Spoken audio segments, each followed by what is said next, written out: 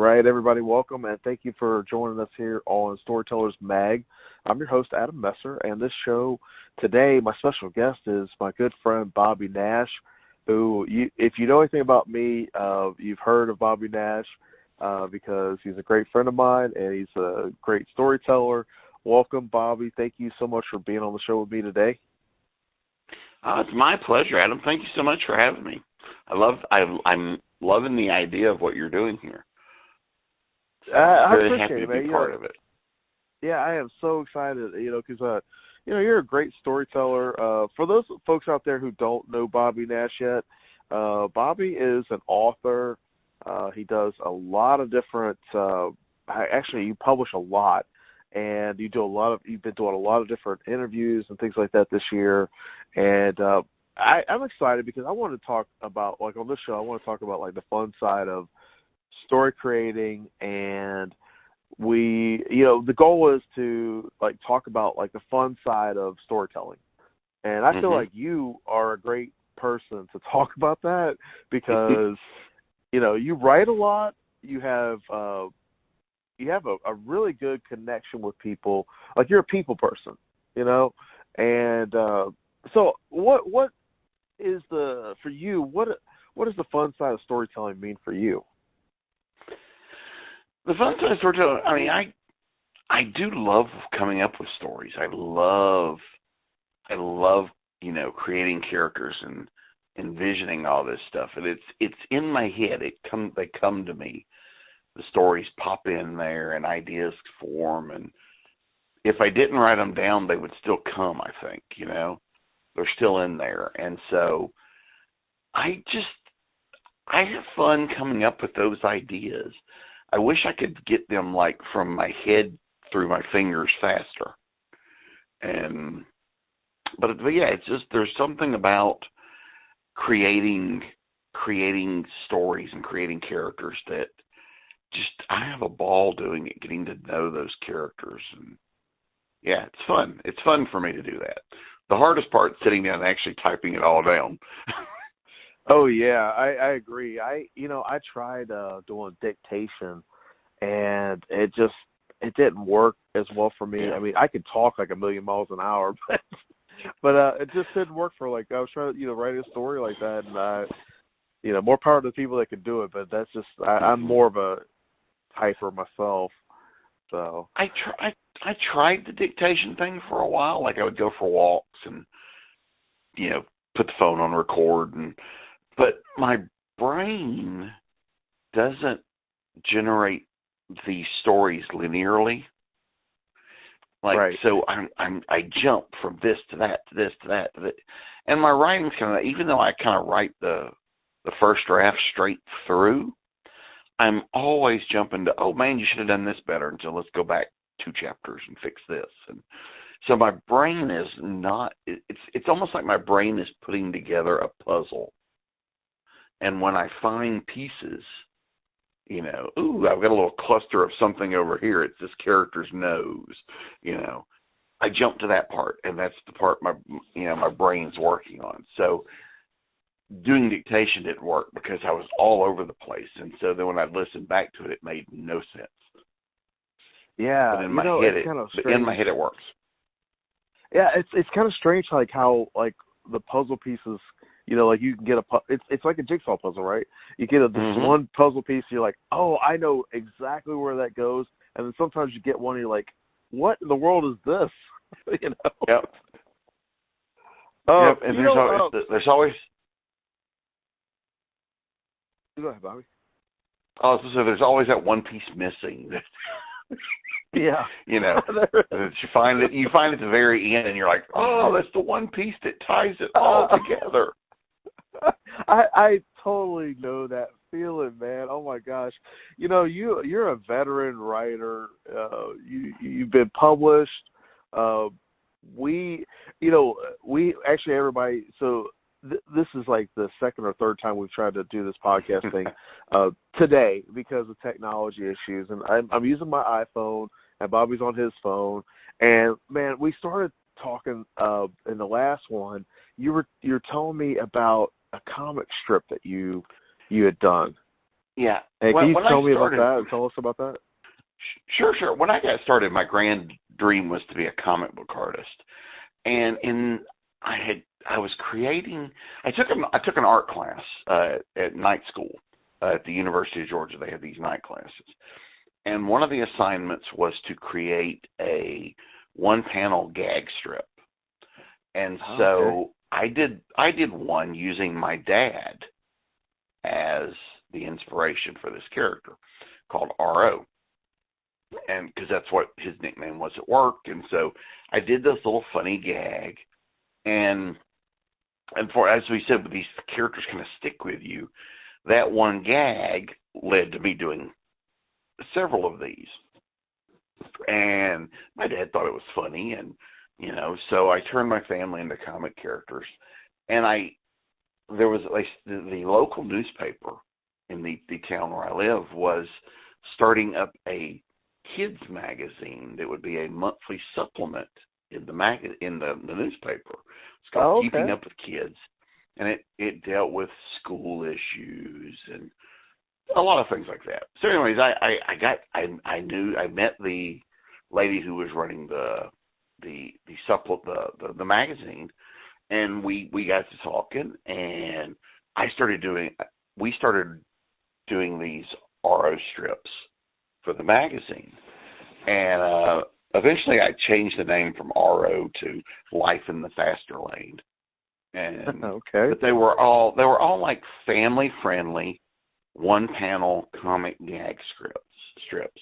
Oh, I got It you. was most of the time it was RO and his young son, which was based on my brother, getting into some kind of, making some kind of smart alecky comment, and those ran for 12 years.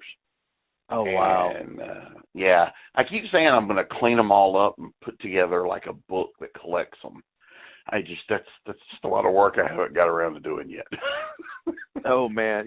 Growing up, that was like one of my favorite things on Sunday was to read the Sunday comics or the Sunday funnies. Mm-hmm. I used to love Yep. it. And one of my favorites was like The Far Side, which was like a one panel, gag. I always loved the little wit and humor and the puns and stuff like that. Yeah, I'd love to see like those old strips you got. That'd be cool. Yeah, That'd be they were pretty fun. neat. I enjoyed doing them. They were cute, and they were, and because it was for kids magazine, they were all, we kept them family friendly. Right. It was fun. I had a great time doing them. Yeah. I'm the same way. Like I like to keep like if it's like I wrote and illustrated a little children's book, and I like to keep that like all my stuff if it's separate because I'm a dad and I like to keep like my horror stuff separate from the kids stuff, and Mm-hmm. like that's the whole thing like with the radio show, keeping it where it's family friendly, because you actually you have a range, like you write a lot of different stuff, and I try. Yeah. yeah, and I think of it like that. It's like, okay, well, who is my audience? So if I'm writing towards kids, or if I'm writing for kids or whatever, not towards kids. If I'm writing for kids and I'm drawing for them, I want it to be age appropriate, Right. And that's one of the things like with the books and stuff. It's like, no, this is really for a more mature audience, whatever. Like for example, the anthology that we just did, The Devil's Due. That's for a more mature audience. It's not geared towards kids, and I wouldn't want kids reading it, But when those kids get a little older, yeah, exactly. I feel like that's a good thing to talk about. How do you I know it's kind of crazy, but how do you get into that rhythm, or how do you get into like your I don't know, your own personal cadence for when you're writing these stories? I mean, do you kind of like when, like for example, with Dante's Tenth, your short story in there, do you kind of, when you're writing, do you kind of get in this writer's mode, or are you like more of an observer, or are you like an active participant? I mean, like how does that work in your mind? well, I do like to once I get to know the characters, I can watch what they're doing and follow them, and but I do like to feel like it's it's not like watching a movie so much as like I'm there, but I'm following, you know. And so I can watch the characters and see what they do, and I'm basically just watching and writing down what they're doing. And a lot of that, like I said, everything I do stems from character. So the character, I try to make the character so I know who they are. And once I know the character, the character will inform what you'll do, because like any real person, characters will and will not do certain things. And so once you get to know them, those things kind of come instinctively. It's like, oh, this character would never do that, or this character would do that. You know, it's a thing. I've said this but several times before. It's like, if you want to prove that you know characters, take 3 characters, and they don't even have to be your characters. Pick 3 characters you know well, drop those 3 characters into the exact same plot, and if the characters are unique enough and you know them well enough, you will get 3 different stories, because they will handle the plot differently. That's a good idea. That's actually a good way to look at it, because you can, it's kind of like a litmus test. You can say, hey, well, you know, what would Ranger Bob do in this scenario versus, you know, the Debbie Squirrel type, you know, like just making up some weird names real quick. You know, right? Right, exactly. Because if you know the characters, and you know how the characters respond to certain things, you know, character A would do, you know, things one way, as opposed, like Superman and Spider-Man would handle things completely differently. Right. And those characters have a long history of, you know, clearly defined and sometimes not so defined character traits, right? Right. I think it's a fascinating side of it, you know, it's character development, you know, because really characters drive the story. In my opinion, I think it's one of the biggest things for storytelling, and especially, like, you know, how even like our daily lives, how we relate to things. It's always a story. It's just like the story that we're telling ourselves, you know, the story that we tell others, you know, the story that we're listening to, you know. Right. Well, story is what happens. My buddy Derek Ferguson says this a lot, and I absolutely agree with him. Story is what happens when plot and character meet. When you can just have a plot, but that's not a story. You can have a character, but that's not a story. But you drop the character into a plot, and you have a story, because that character interacts and that character reacts to the situation that you've dropped them in. And so putting character and plot together that's where story is born. I think that's a great point too, and I completely agree. You know, speaking of that, you do comics, you do fiction, you do screenwriting, and you do a lot of different things like that. You used to have a podcast, right? I used to co-host a podcast, yeah.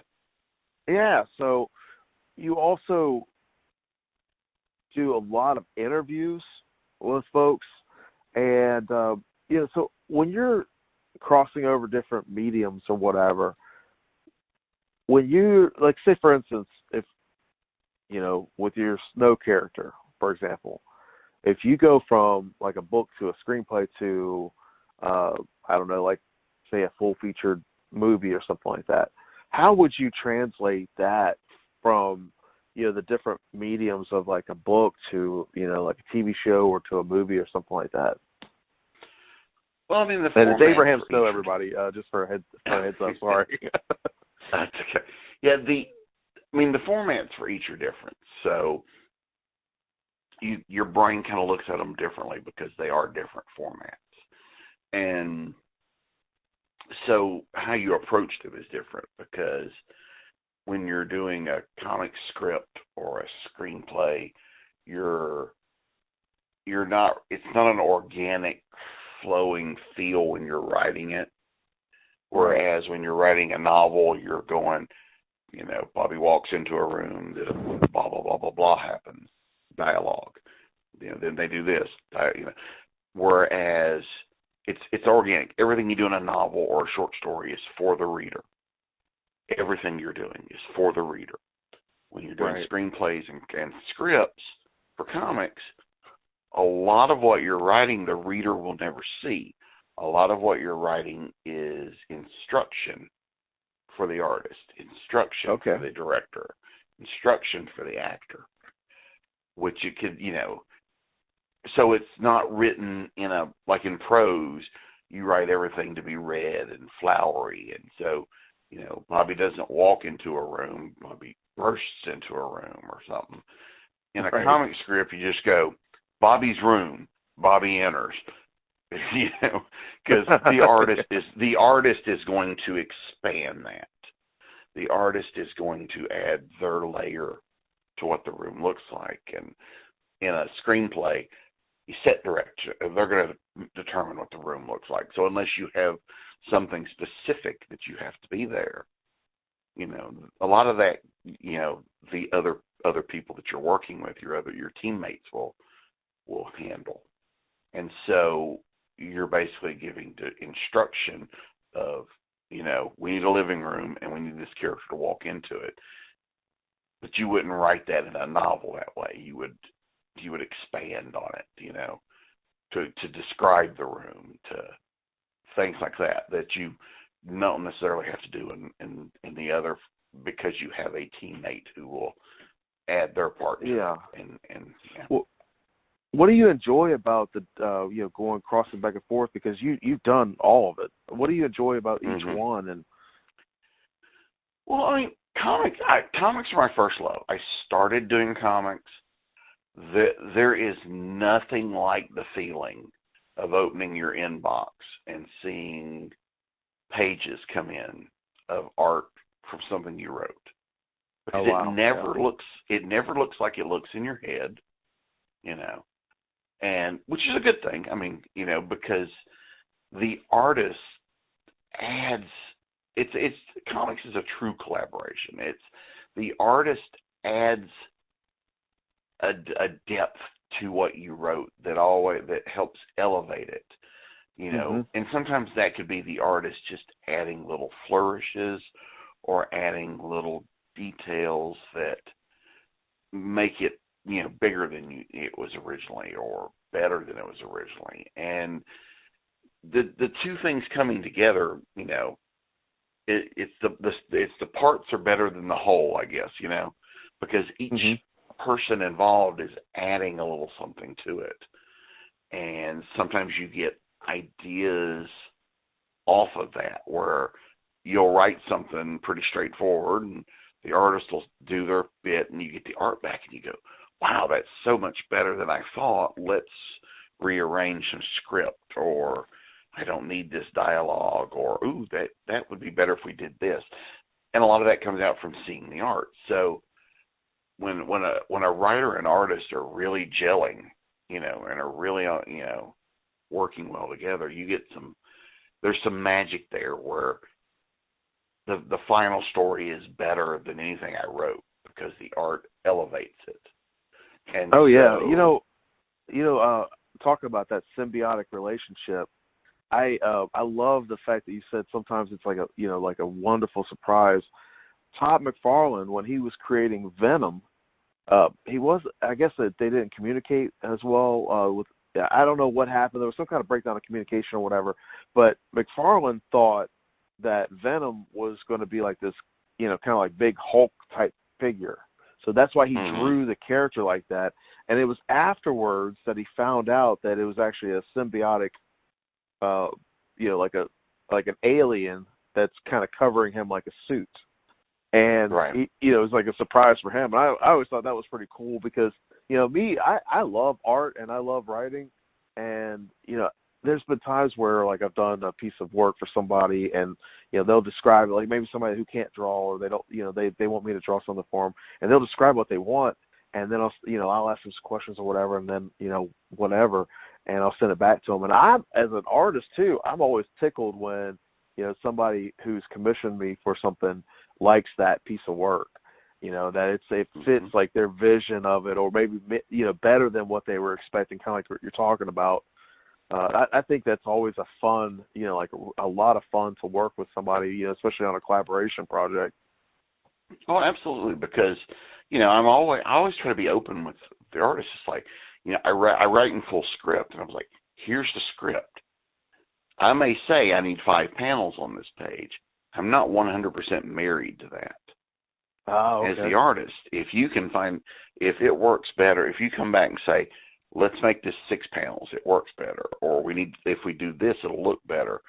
99.9% of the time, I'm going to say, absolutely, let's do it, because as long as we don't change the actual setup of the story and cut out things that are important, because the artist is thinking visually, and you have to trust your partner here. The writer and artist are partners in this. Right. And our job is to make the best product we can. And so if you find people that you work well together with, there's a lot of give and take and back and forth, and they'll and yeah, you get like I said, there's just something that happens when a little bit of me and a little bit of the artist comes together, and it's this thing, this magic thing.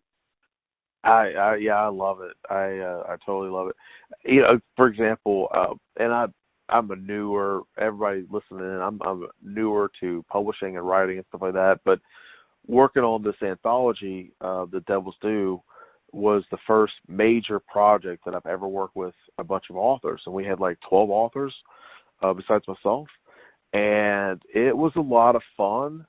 I had the expectation of, like, I just said, here's the premise. And the authors all sent back like these fantastic stories. I did not provide anything other than the premise, and I didn't want to read anybody's story before they had like at least the first draft. I told them I don't really, I don't want a treatment on it. I just want you to just kind of go with it and let it go. And that was a lot of fun. I mean, like, honestly, that's the first, major project that I've worked with people. So I can only imagine, you've been doing this for a long time, and, you've worked with a lot of different people in the industry, how much, how fun it can be, and kind of energizing when everybody's like gelling, like you said earlier, about like kind of gelling on the same page and all. Mm-hmm. Yeah. And anthologies can be fun, especially when it's a good theme anthology like this, because also, I knew there were 11 other authors all starting with the same premise, and it's almost, it's a bit of a challenge, not like in difficulty, but like in a challenge. It's like, I challenge you to come up with something nobody else is going to come up with. Yeah. Because that's my first thought. I didn't look at it that way, but yeah. Yeah, my first thought is, okay, what are the most simple, basic plots here? And I go, okay, I'm not going to do those because somebody else has probably already had that idea, Right. And so, yeah, it's a fun challenge to come up with. What's the story that only I can tell for this anthology? What's a Bobby Nash story, Right. And that's not to say that other, those plots that I go, I'm not going to do that, are bad plots. It's just because they popped into my head first, I figure somebody else has beat me to it. Right. And so I'll give you an I try to example come of that. Yeah. Well, I'll give you an example of that. Like, my story is like the history, the known history of the djinn. It's a story about a genie, and it's about a guy who wants to be, a famous writer. And Alidra's story, Alidra Hurt, The Black Rock, is about a story about a person who wants to be a famous writer. And that theme came up a couple different times, and that's kind of an example of what you're talking about. Of here's some like a common theme that can pop up, and I really like your take on how you actually did like a Western, but there was a big twist on. I don't want to give it away, but there was a major plot twist with it.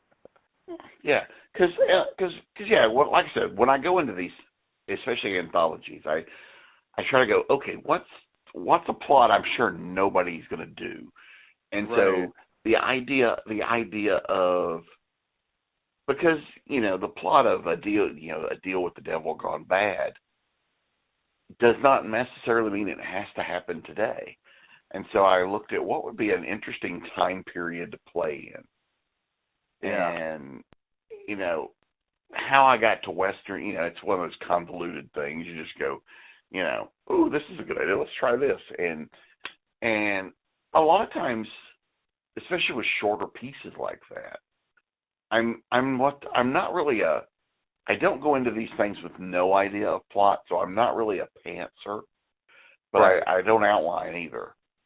So I have like these basic ideas. It's like, okay, I'm going to do this and this and this. And I had my idea of these people coming into town, where they were going, why they were there, and what they were doing. I knew that. The idea of how to get there, was different, because I was like, okay, I want to show this not from this character's perspective, but I want to get it from someone who doesn't know these characters, so we can discover it. We can discover the secrets along with this character.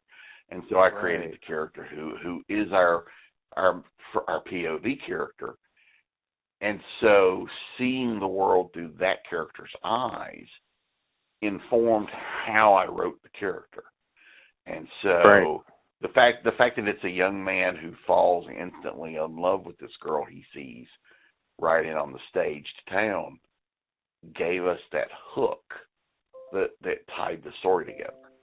And so, so again, it's one of those things. It was just like getting to know the character.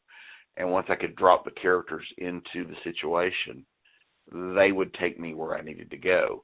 And as soon as this character sees her and, he falls head over heels quickly, we were off to the races, because that character starts moving, really quick, because, I loved it. I mean, I loved it so much that I think I like right away asked you if you'd be interested in doing like a follow-up standalone novella, right? And like, cause just the idea of I as a kid I used to read a lot of Louis L'Amour. I read a lot of sci-fi, but my dad was a big Louis L'Amour fan, and I loved westerns. And I don't want to be funny here, but I feel like that those are hard to get right.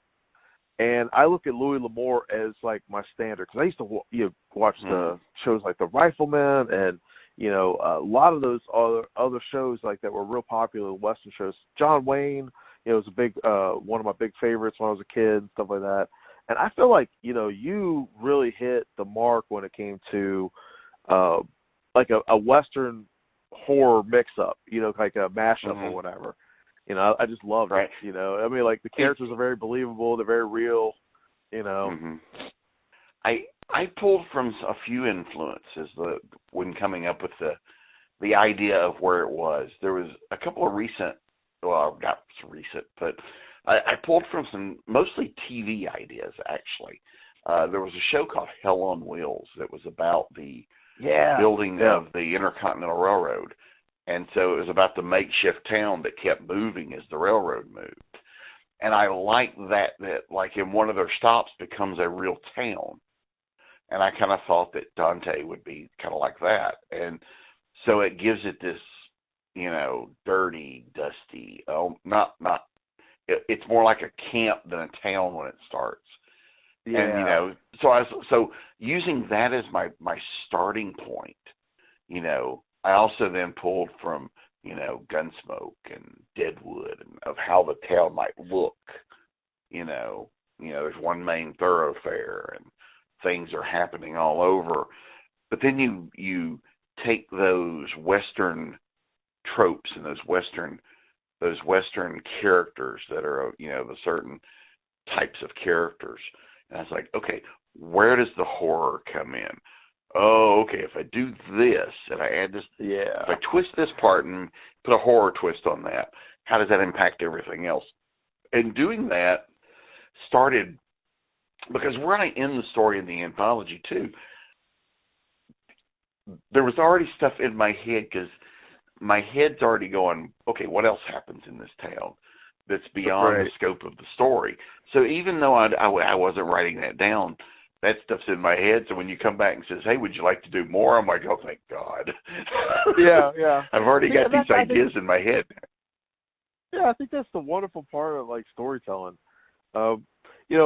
This whole show, Bobby, and I'm so glad that you're a part of the first season here, the first whatever we want to call it. This is actually, and it's kind of crazy, everybody. I'm just going to give you a heads up. Bobby's the first person I'm interviewing. It's his episode's going to be aired like the first month of January of 2021. So if you're listening to this now, we're actually doing this in November of 2020. So, but I love it, Bobby. I mean, I feel like the friendships you make in the community, the connections that you have with people. I just love good storytelling, and I feel like you're a really good storyteller. You're a wonderful guy. You're always very friendly and helpful, and I can't tell you how much I really appreciate you. Oh, thanks. I appreciate that. Yeah, it's I feel very fortunate to that I've met so many wonderful people doing what I do, doing the conventions or doing interviewing. I've met like you. I mean, we met because we're both in doing this.